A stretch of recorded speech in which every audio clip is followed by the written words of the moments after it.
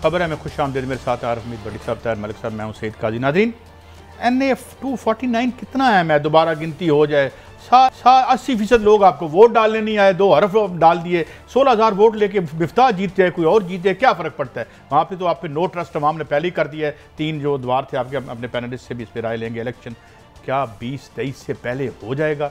इमरान खान बार बार असम्बलियाँ तोड़ने की बात बाज़ हल्कों की तरफ से आ रही है कि खान साहब कर रहे हैं, और वो बिल्कुल जो है वो खुश नहीं है सारे स्ट्रक्चर से। वो समझते हैं कि इसमें किसी को कोई मीनिंगफुल एहतसाब नहीं हो सकता, कि ये तो दुरुस्त बात है। इसके साथ साथ हुकूमत किस हद तक SOPs पर कोरोना के हवाले से अमल दरामद करवा सकेगी। 8 से 16 तक मुकम्मल लॉकडाउन होना है। और उधर भारत में हम देखते हैं कि धर्म के नाम पर अब सियासत का बोलो राम शुरू हो गया। सेकुलरिज्म का जनाजा निकल गया, नेहरूवियन सोशलिज्म फारूक हो गया, अब धर्म का भी फरागत हो जाएगी। तो ये क्या सिलसिला है? तीन स्टेट्स में सफाया हो गया बीजेपी का। भट्टी साहब, ये NA-249 दोबारा गिनती करवानी सी बातें, इन सियासतदानों के पास कोई मीनिंगफुल काम है, कोई बात है करने की? बिस्मिल्लाहिर्रहमानिर्रहीम।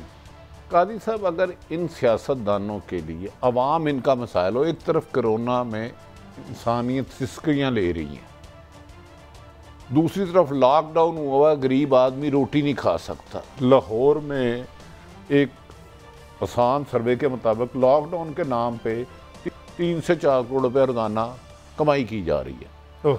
दूसरी तरफ एक हल्का वो नाना पाटेकर कहता था ना फिल्म में कि एक मच्छर इंसान को हिजड़ा बना देता है। एक हल्के में भट्टो की मज़ार पर हाजिरी देने वाले कहती है मेरी ताकत से सारे खौफजदा है। मरियम नवाज 16,000 वोट की ताकत से। कैन यू इमेजिन के जहां 18% वोट पड़ा है उस पर एक सीट पे एक दूसरे के खिलाफ वो जुबान इस्तेमाल की गई है कि जिसकी माजी में मिसाल नहीं मिलती। इसके बाद वजूद भी आपके एक्स प्राइम मिनिस्टर इश्तिहारी मुजरम मोहतरम नवाज शरीफ साहब ट्वीट करते हैं कि बात इस्लाहत की नहीं, बात है जो गैबी ताकतें वो इंटरफेरेंस करती है। 80% वोट कहाँ ले गई हैं? अच्छा, बाकी ताकतों ने, लोगों ने कहा है इन नाहल सियासतदानों को, करप्ट सियासतदानों को हम रिफ्यूज़ करते हैं। अब वोट डालने लोग नहीं गए, 80% नहीं गए, 5% या 6% वोट गालबर इनको पड़े हैं जीतने वाले मोहतरम कादर साहब को। इसका मतलब है अवाम का इस निज़ाम पर, इस सिस्टम पर एतमाद ही नहीं। उन्हें पता था जीते कोई भी, बाकी सारी जमातों ने धांधली की इल्ज़ाम लगवानी है। वफाकी हुकूमत जिसकी खुद हो वो कह रहा है धांधली हुई है। तो मेरे भाई, आप हुकूमत में क्या कर रहे हैं? नून लीग जो कह रही थी कि PDM एक है, इमरान खान को नहीं मानेंगे। कादी साहब, ये इलेक्शन दोबारा रिकाउंटिंग हो जाए या रीपोलिंग हो जाए, इसमें उस हल्के की आवाम की क्या सुनवाई है? मलिक साहब, वो तो लोगों ने तो नहीं आए, उन्होंने तो भाई ये कहते हैं कि जनाब हम आप MNA या ये इलेक्ट होके आपको licence to loot and plunder तो नहीं मिल जाता। तीसरा दौर चल रहा है, बजाय जमहूरियत स्ट्रेंथन होने के, वीक क्यों हो रही है? काजी साहब, देखें ना, अगर आप इस तरह इलेक्शन पे सवालिया निशान खड़े होते रहेंगे, कभी धुंध आ गई, कभी डस्का में आपकी इंतज़ामिया भी फेल हुई है, आपका इलेक्शन कमीशन भी फेल हुआ है, अब तो फिर लोग क्यों आएंगे? तो इसके लिए मेरे ख्याल में आपका आर्गूमेंट को मैं दूसरी तरफ लेके जाना चाह रहा हूँ कि अगर आपने इलेक्शन के रिजल्ट को क्रेडिबल नहीं बनाना, मुनसिफाना नहीं साबित करना, शफाफ इलेक्शन की गारंटी नहीं देनी, तो लोग क्यों आएंगे? लोगों को लाने के लिए आपको साबित करना पड़ेगा कि हम सही इलेक्शन कराते हैं। इसलिए बहुत देखिए मटी साहब, मैं तो सवाल, यहाँ पे PTI की हुकूमत है, पॉलिटिकल गवर्नमेंट है, वहाँ पे पाकिस्तान पीपल्स पार्टी की हुकूमत है, वो पॉलिटिकल गवर्नमेंट है। कल तक ये मिलके तहरीक चला रहे थे, आज एक दूसरे को गालियां दे रहे हैं। नहीं, वो अपनी जगह, मैं तो अपनी जगह क्या इन्होंने कराया ना इलेक्शन। आपकी बात कर रहा हूँ, वो कहते हैं फौज को बुला लो। वज़ीर इत्तलात जो हुकूमत का नुमाइंदा है, मैं तो हैरान हूँ, एक रेगुलर फीचर आके इलेक्शन कमीशन पे तनकीद करते हैं। आज उन्होंने कहा धांधली हुई है, कई वहाँ पे गलत चीज़ें हुई हैं। वही मेरा तो कल भी मैं आपसे ये कह रहा था, भाई अगर मैंने अपनी हुकूमत से सवाल नहीं करना तो मैं श्रीलंका के हुकूमत से सवाल तो फिर आप पीपल्स पार्टी से कर रहे ना। अभी जरा सुने खाकान अब्बासी साहब को भी सुनाए बड़ी से। काजी साहब, इससे पहले मैं निहायत एहतराम से, हम शायद फैक्ट्स भूल जाते हैं। रिटर्निंग अफसर सूबाई हुकूमत लगाती है, 18वीं अमेंडमेंट के पास, वफाक के पास राह ही कुछ नहीं। भाई 13 साल होंगे वहाँ जमहूरी हुकूमत को, उसकी बजाय पीपल्स पार्टी जो आपकी लाइन्स है उसके बजाय आप कह रहे हैं फौज के पास वोटर लिस्ट ज्यादा महफूज है। पंजाब में कहते हैं फौज को बाहर निकालो, वहां कहते हैं फौज को लेके आओ। मुझे बताया मतलब ये कि फौज हमारे वो करे जो जिया ने किया था। मतलब मुझे ये लगता है आप फेयर इलेक्शन, मेरा ख्याल है कुछ लोग ये मुराद देते हैं जो उनके खिलाफ रिजल्ट आएगा ना हारेंगे, वो धांधली है। वो कोई भी जमात हो, तो इसका हल है ना इलेक्शन इस्लाहत लाई जाए, इसमें रिफॉर्म्स लाई जाए। उस पर कोई एग्री नहीं है, क्योंकि लुटेरों का जाली धांधली की वजह से इक्तदार में रहे हैं और रह रहे हैं, वो कैसे कहेंगे? ये सुन ले, उनकी आइंदा भी बुनियाद धांधली है। वो नहीं चाहते इलेक्शन इस्लाहत आए क्योंकि वो एक्सपोज हो जाएंगे। खाकान अब्बासी साहब भी सुनवा दें। इस मुल्क को सिर्फ एक इंतखाबी इस्लाहात की जरूरत है और उसका नाम है आइन। मुल्क को आइन के मुताबिक चलाए, किसी इंतखाबी इस्लाहात की जरूरत नहीं है। इलेक्शन चोरी करना छोड़ दें, कोई इस्लाह की जरूरत नहीं है। अच्छा, अब गैर जानबदार बंदे कहां से लाएं? जनरल जिलानी को दोबारा कैसे अल्लाह ताला उनको अगली जान में ले गए? को ले आए, मलक साहब कैसे गैर जानबदार है? एहसन इकबाल मोहतरम ने कहा इंटेलिजेंस, जनरल कियानी साहब को दोबारा बुला लें। मैं इसके बाद मलिक साहब वो कह रहे हैं इंटेलिजेंस अदारे इंटरफेरेंस शुरू करते हैं। क्या इधर फौज ने पीपल्स पार्टी को जिताया है? उनका इल्जाम तो सीधी है ना, मुंह में राम राम बगल में छुरी। एक बात उनकी जायज़ नहीं, और इंतजामी जारी हो भाई, वहां जमहूरियत है, पीपल्स पार्टी की हुकूमत है, इसमें ना फौज आई ना फौज का इंटरफेरेंस है। कराची इलेक्शन से मैं चैलेंज कर रहा हूं, तो अदम एतमाद तो आप जमहूरियत पे कर रहे हो, बिलावल भुट्टो पे कर रहे हो, जोरादारी पे कर रहे हो, मोहतरम वज़ीर आला सिंध मुराद अली शाह पर कर रहे हो। इंतजामिया तो उनकी थी। लेकिन बड़ी साहब, एक हवाले से उनकी बात जायज़ नहीं बनती, जिनको सारे इलेक्शन फौज ने जितवाए हों, आज तक सारे इलेक्शन उनको धांधली की इजाजत दी गई, और जिस तरह आपने स्टोरी दी थी कि धांधली सेल भी मौजूद हो, तो गिला तो जायज बनता उनका फौज से। नहीं, फिर मुझे समझ में नहीं आती। अब ये शिकायत कर रहे हैं पीपल्स पार्टी ने इलेक्शन कराया, फौज उधर नहीं आई। फौज आती, इंटेलिजेंस अदारे आते तो पीपल्स पार्टी को जिताते। पीटीआई तीसरे नंबर पे होती। इसका मतलब है यहाँ तो फिर ये कहें कि सिलेक्टेड, जो खुद मरियम ने कहा कि बिलावल सिलेक्टेड हो गया, तो इनका दीन ईमान तो खुद है कोई। अच्छा, बिलावल भी सिलेक्टेड है, इमरान खान भी सिलेक्टेड हैं। अब यहाँ तो ऐसा करे, मुझे लगता है नून लीग की क्यादत का सोच क्या है। मलक साहब जैसे एक शरारती आदमी थे हमारी कॉलेज लाइफ में, एक हम कॉलेज लाइफ में भी थे। हाँ, ओ ये अब तक उसी तरह है। अच्छा कैसा, हम 10-12 का ग्रुप था दोस्तों का, वो एक बंदे ने एक दफा कहा यार, वो पर्ची ये डालते थे उस वक्त, चाय पीनी है, वो तो पेप्सी पीनी है, वो बड़ी जिसकी पर्ची निकालनी होती थी उसी की निकलती। अच्छा, वो सारी पर्चियों बना 3 दफा उसके नाम डाल दिए। हर दफा वो कहे यार मेरी निकलती है, मेरी किस्मत ही पैड़ी थे। वो एक दिन उसने कहा यार मैंने सारी खोलनी है, वो सारियों में उसका लिखा हुआ था। अब यहाँ तो इलेक्शन हुए, बैलेट पेपर पे हर स्टैम्प कर दे नून लीग शेर शेर शेर, ना उसमें तीर का निशान हो, ना बल्ले का हो, ना किसी और चीज़ का हो। मुझे लगता ही नहीं ये इलेक्शन रिफॉर्म चाहिए। नहीं, पहली बात तो ये है कि आप इस बात पे सोल सर्चिंग करें कि एक मेट्रोपॉलिटन सिटी हमारा सबसे बड़ा है मलिक साहब, वहाँ आपको लोग वोट देने नहीं आए, 18% आपकी टर्न आउट नहीं रही, तो आप उस पर ज़्यादा सोचें। और अगर 16,000 लेके कोई जीत भी जाता है तो वो कौन सा तीर मार लेगा? नहीं, आप बजा कह रहे हैं। जो काजी साहब और का आर्गूमेंट सॉरी भट्टी साहब ने दिया ना, मेरे ख्याल में हाली मसला नून का नहीं। मुझे याद आ गया 2008 के इलेक्शन में एक वज़ीर आज़म जो इस वक्त बैठे हैं इमरान खान, और एक कायम मुकाम हमारे 3 निगरान वज़ीर आज़म चौधरी शुजा साहब ऑन रिकॉर्ड है कि ये इलेक्शन कराने वाले जस्टिस इफ्तिखार और जनरल गिलानी का कियानी का नाम उन्होंने लिया था। ये इल्ज़ाम ये मुसलसल लग रहा है, ये कोई आज की बात नहीं है। अगर आप 1970 के इलेक्शन को फेयर कहते हैं तो बंगालियों से पूछे कितने फेयर हुए।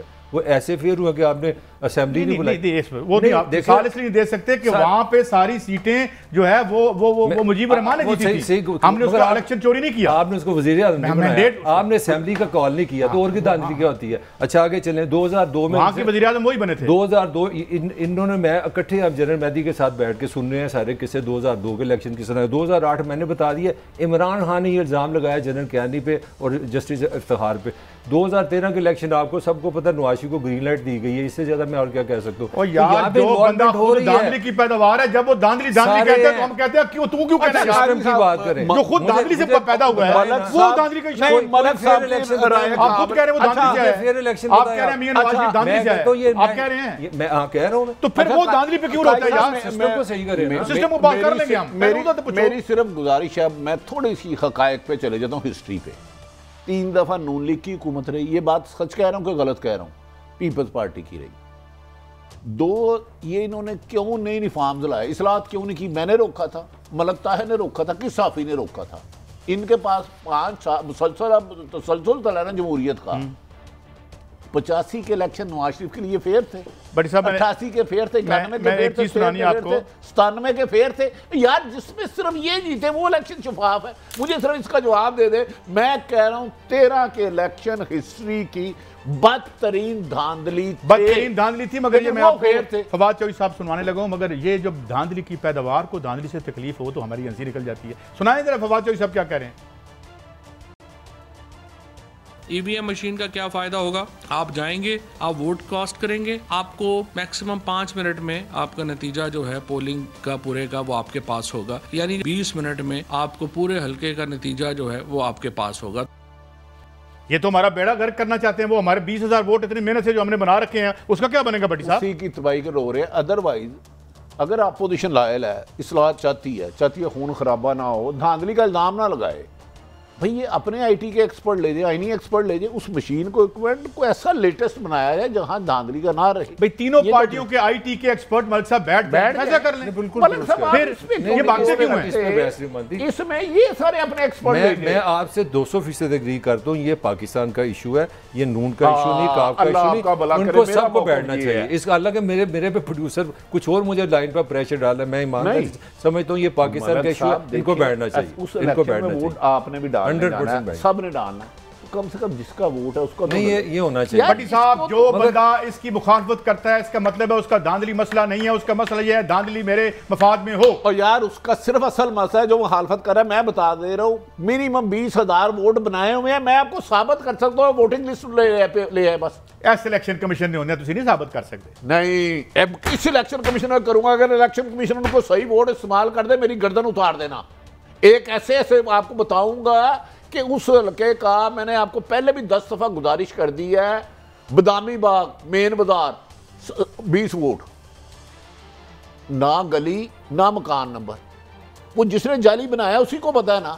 मैंने बनवाया शनाख्ती कार्ड ओरिजिनल। अच्छा, खकाना भाई साहब कह रहे थे शायद आइन के मुताबिक चलाएं, तो ये आइन के मुताबिक आइन के मुताबिक क्यों वो अपने पिंडी से हारे, मरी से हारे, लाहौर में क्यों जिताए? क्योंकि वहां इतने वोट बने हुए हैं 25,000 मिनिमम।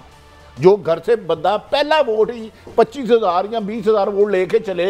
मैंने एक हल्के में NA 120 में 20,000 वोट बनाए हुए हैं जो मेरे कहने पर बाहर के इलाकों से आके डालेंगे, तो मैं तो जेब से लेके जाऊंगा। ये मुझे बताएं, एक मिनट, ये मुझे बताएं, आप भी बताइएगा कि ये कब्जे की लड़ाई है, ये जमहूरियत की लड़ाई है? साहब इसमें ये कब्जे की लड़ाई है, ये नजायज पैसे के तहफ्फुज की लड़ाई है, जालसाजी से।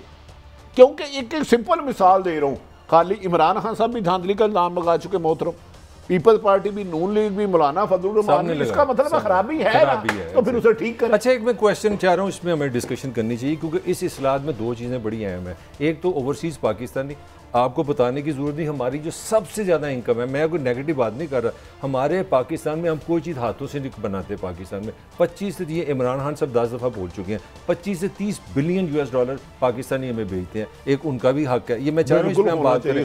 दूसरा जो असल क्वेश्चन है जिसमें मैं हैरान हूँ, कोई बात ही नहीं हो रही कि इसमें वो भी शामिल है कि वो इलेक्शन भी लड़ सकेंगे। इस पे आप हमें बात करनी चाहिए। ये एक बड़ा यार मैं हाथ जोड़ के कहता हूँ, मैं जवाब, हमारी कौमी असम्बली में बैठ जाएं, ये अपनी जो है वो कब्जे ग्रुपों की लड़ाइयों से बाहर निकलें, बैठ के असेंबली में फैसला कर दें क्या वो वोट दे सकते हैं, नहीं दे सकते, वो इलेक्शन लड़ सकते हैं, और तो कर लो ना यार। मलक साहब ये कोई ऐसा इशू नहीं है जिस पर जंग लग जाए, आप बैठो तो सही है। मसला उन 25,000 मुझे बताएं, उनका जिक्र ही कोई नहीं, वोट का हक क्यों नहीं देते? आप डॉलर तो देते हो, रोशन पाकिस्तान के अंदर अरबों रुपया आ रहा है यार, वो बेचारे अपने बहन भाइयों से ओवरसीज पाकिस्तानी छोड़ के आपके मुल्क में सरमाया भेज रहे हैं, जिसके रोजाना आप क्रेडिट लेते हो। देखा रोशन पाकिस्तान में आपकी बरामदात से ज्यादा पैसे तो वो दे रहे हैं, उनके पैसे ओरिजिनल, उनका वोट जाली यार क्या। लेकिन बात है ना भट्टी साहब, जो लोग पाकिस्तान से डॉलर बाहर बरामद कर रहे हैं और सारी उम्र यही करते रहे हैं, इलेक्शन वो लड़ते और ठीक नहीं होने देंगे, इलेक्शन वो लड़ते हैं। ये देखें कितनी दुख की बात है,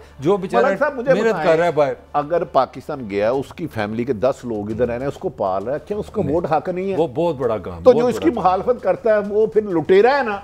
मैं भट्टी साहब, आप भी ट्रैवल करते हैं, मैं भी करता हूँ, अल्लाह की कसम किसी से मिलने, कोई भतीजे के फीस दे रहा है, किसी का इलाज करा रहा है, कोई मकान बना के दे रहा है, उन लोगों को आप अच्छा काजी साहब, मैं एक बात, अल्लाह जानता, ओवरसीज पाकिस्तानी जो पाकिस्तान से बाहर रहते हैं हमसे ज्यादा पाकिस्तान से प्यार करते हैं, उन्हें हमसे ज्यादा एहसास है कि यार लुटेरों से कब जान छूटेगी। वो बेचारे सारी उम्र उधर कमाते हैं, इधर पराड़ लेते हैं, कोई कब्जा कर लेते हैं। उनकी बहुत तवक्कुआत थी इस हुकूमत से, ये मैं आपसे हाँ, और वो डैश हुई हैं, मलिक साहब हमें कभी भी किसी ऐसी बात को डिफेंड नहीं करना चाहिए जो गलत हो।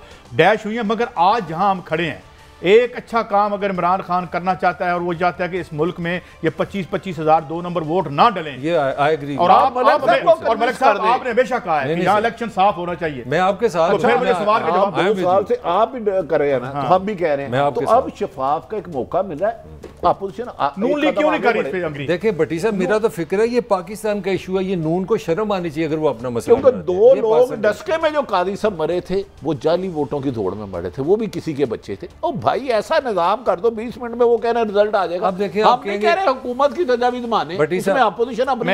अच्छा, ऐसी एग्जाम्पल देने में हरज नहीं है। इंडिया में 4 रियासतों में हुए हैं इलेक्शन, में देख रहा था वहाँ पे कोई लड़ाई हो, कोई झगड़ा हो, कोई कहीं ज़िमनी कराओ, इलेक्शन दोबारा कराओ, हमें हमसायों से भी सीखना चाहिए।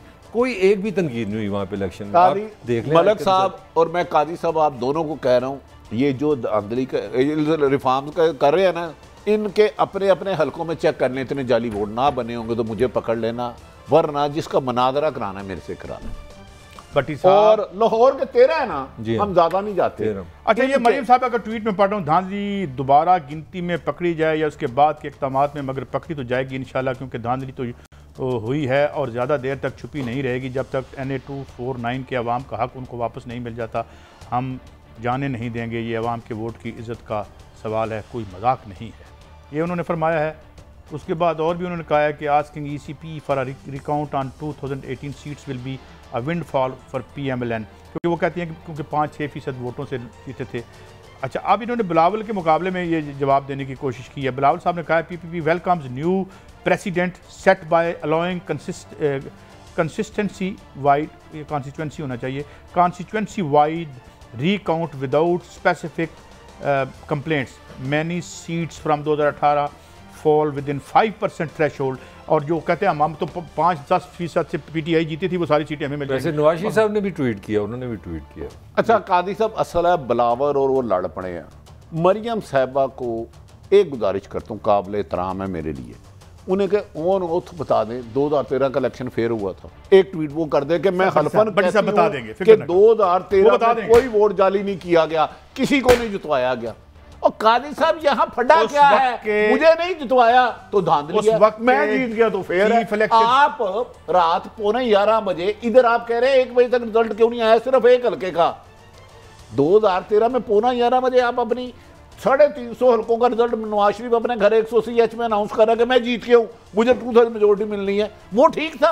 अब कादी साहब इधर आप होश हो गया कि आप पे अटैक ना हो जाए। ये आपकी गलती है ना, तुसा आता है पाइया ने कि कोई नहीं मैंडेट ला जा काका। मलिक साहब, मियां साहब ने 11 में रात 11 बजे कह दिया, इधर 1-2 बजे तो फिर वो ट्वीट सही कर रहे हैं ना कि यहाँ के ताकतवर जो है इलेक्शन में PhD तो फिर उन्होंने की ना, वो उनसे वो कोई शामिल होता है तो करते हैं ना, इस तरह तो कमाल। वैसे बात है उधर एक हल्के का रिजल्ट ना आए तो धांधली, इधर 11:15 बजे अपने एक्सपीरियंस से लिख रहे हैं। बड़े मैं हॉस्टल में ना, मेरे एक दोस्त, मुझे पता चल गया इसने चोरी की है किसी के साथ मिलके, और दोस्त की कर ली, तो मैंने कहा एक दोस्त ही चोरी कर ली, कहता है चोरों के साथी होते हैं दोस्त नहीं। तो जो साथी थे वो गिला ना करें। ब्रेक पे जा रहे हैं और ब्रेक के बाद वापस आएंगे और आगे बात करेंगे कि इलेक्शन 2023 में हो रहा है, पहले हो रहा है, बाद में हो रहा है, पहले हो बाद में हो, क्या कुछ बदलेगा या ये स्टेटस को के इलेक्शन ही होंगे। एक ब्रेक के बाद वेलकम बैक। भट्टी साहब, हमने भी जमहूरियत की खातर मुतअद्दिद दफ़ा सोटियाँ खाई हैं किसी गलतफहमी में, पर आप भी हम जमहूरियत के हामी मार्शल लॉ के तो हम खिलाफ हैं। मगर सवाल ये है कि जब आपकी जमहूरियत में भी हर बजट माफिया के हक में बनना है, उसके मफादात की निगहदाश्त होनी है, मार्शल लॉ में भी उन्हीं की मफादात की निगहदाश्त होनी है, मैं तीजा सिस्टम कितों ले आवा? देखिए कादी साहब, हकायक ये हैं जो आपके फेवरेट जमहूरियत दाना या डिक्टेटर मादी मिले हैं, वो IMF के पास आपको गिरवी रख गए हैं। बजट तो आपका उन्होंने ही बनाना है, ये एक कड़वा सच है। कोई मानता है उसकी मर्जी, कोई नहीं मानता उसकी मर्जी। आज से 13 में कितना मुल्क मकरूज था, 8 में कितना था, 2 में कितना था, 97 में कितना था, 93 में कितना था। देखिए ना, अब वही लोग हैं, मतलब मिसाल के तौर पर अमीर मकाम साहब परवेज़ मुशर्रफ साहब के साथ भी थे, आज वो इनके साथ, इस तरह और बेशुमार मिसालें दी जा सकती हैं। मगर चलें हम खबर पर आते हैं। बटी साहब, इस बात के क्या चांसेस हैं? खान साहब बार बार खबरें आ रही हैं कि वो कहते हैं कि मैं इस निज़ाम में इतना ये कंप्रोमाइज़ है, माफिया इसमें इतना खौफनाक हद तक सरायत कर गया है, और जो इवन आपकी तमाम एहतसाबी इदारे जो हैं उनके मुताबिक जो हैं वो कंप्रोमाइज्ड हैं, ये उन्होंने कहा है। और एलीट कैप्चर की बात की है कि एलीट ने इस रियासत को कब्जा कर लिया, तो वो इसलिए कहते हैं कि इसको हम तोड़ दें और दोबारा इलेक्शन करके ठीक करें। देखिए, इमरान खान 100% ठीक कहते हैं, लेकिन मेरा एक सवाल है, इमरान खान का एक अच्छा स्टेप है कि जो इन्होंने इलेक्शन इस्लाहत का है। दूसरा, 23 तक अब असम्बली तोड़ना चाहते हैं, लेकिन इनके भी इख्तियार में नहीं है, अब असम्बली किसी और से टूटेगा। आपके पहलू में मसाए में अफगानिस्तान से जा रही है, दोबारा तालिबान ने हमला कर दिया। भारतीय तल्लुकात क्या है, कोरोना सर पे क्या है, क्या इन हालात में असम्बली तोड़ के आप इलेक्शन की तरफ जा सकते हैं? मेरा एक और भी सवाल है, इस इलेक्शन में वो सब कुछ जो हम हासिल नहीं कर सके 2018 के इलेक्शन से, वो हम तोड़ के अब कैसे हासिल करेंगे? अगर यही लोग हैं, यही इंसाफ का निज़ाम है, नासिर जंजुआ को हमने कुछ नहीं कहना, तो फिर क्या होगा?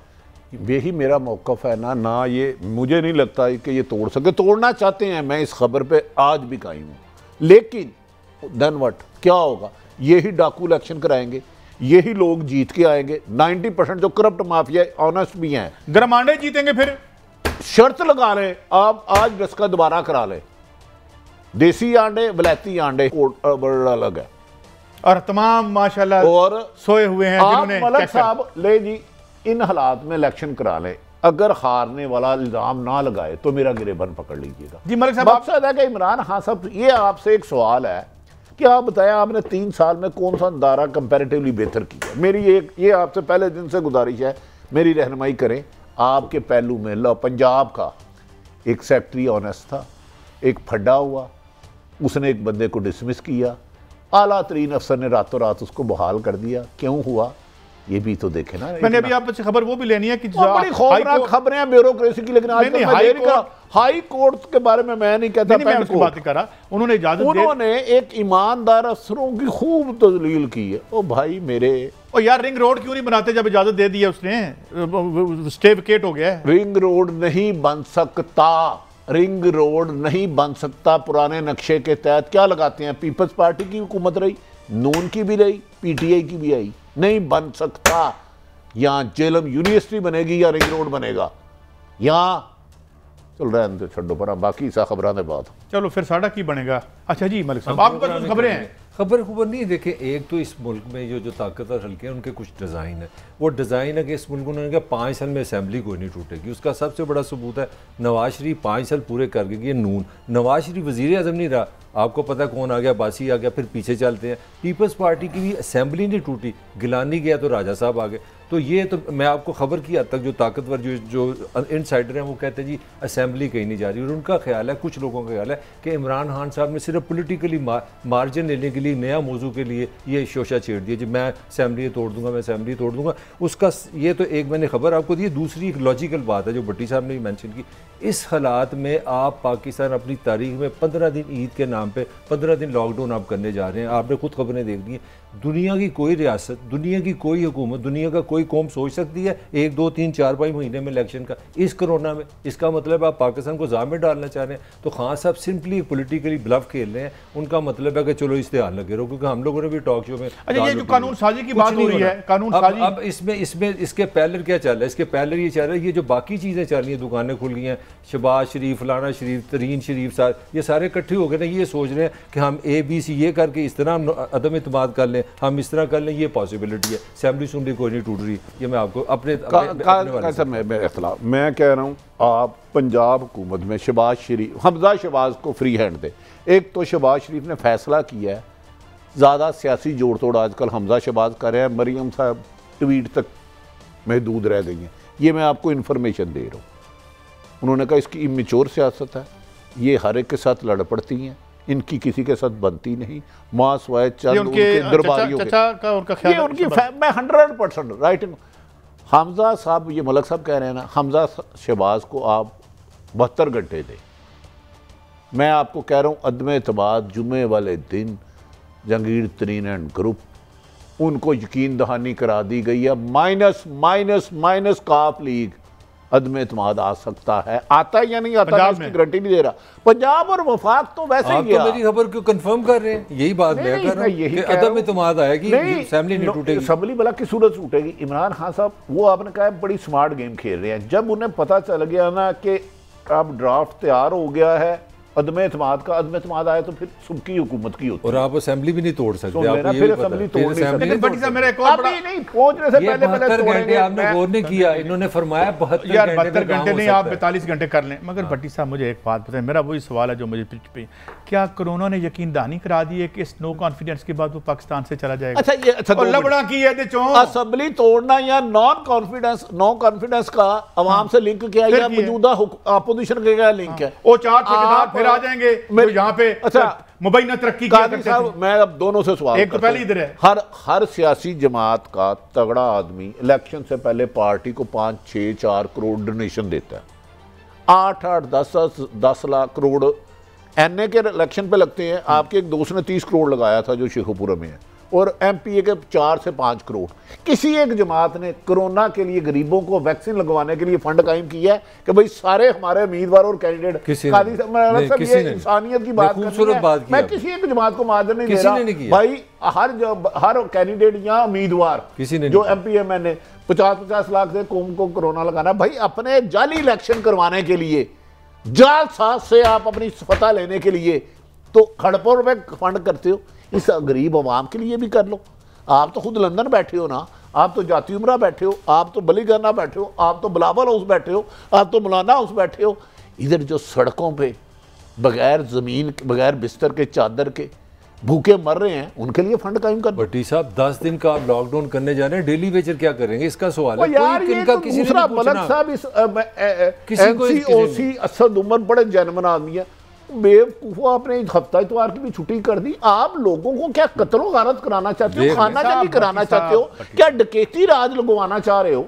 6 बजे तक किया हुआ रहने दो। 6 बजे भट्टी साहब क्या हफ्ता इतवार को कोरोना छुट्टी पे चला जाता है? 15 दिन आप ना किसी को, मतलब मैं नहीं कह रहा कि अच्छी बात नहीं, अच्छी बात है, मगर एक चीज पॉजिटिव है, कोरोना को आप रोक रहे हैं। मगर मैं सोच रहा हूँ जो बंदा गरीब अपने 4-5 बच्चों के लिए काम कर रहा है, मैं यही कह रहा हूँ, यहाँ पहले गरीबों को राशन पहुंचाओ, ईद क्या बनाएगा? मेरा आपसे सवाल है, वो ईद क्या बनाएगा, बच्चों को क्या फेस करेगा, ये मुझे आप बताएं। मलिक साहब यहाँ आप ये क्या, अब मतलब की बात मैं माफी चाहता हूँ, यहाँ पे लॉकडाउन इसलिए नहीं हो सकता क्योंकि यहाँ का जो इंफ्रास्ट्रक्चर है वो ऑर्डरली नहीं बना हुआ। यहाँ की कोई हाउसिंग की पॉलिसी नहीं थी। यहाँ हाउसिंग की पॉलिसी इन्होंने डकैतों के साथ मिलकर बनाई, कच्ची आबादियाँ बनाई और गेटेड कम्युनिटियाँ बनाई। इसमें कोरोना का आप कुछ नहीं कर सकते। और जिन साहब की वजह से सड़क मुकम्मल नहीं हो रही, वो आपकी हाउसिंग की पॉलिसी बनाते थे।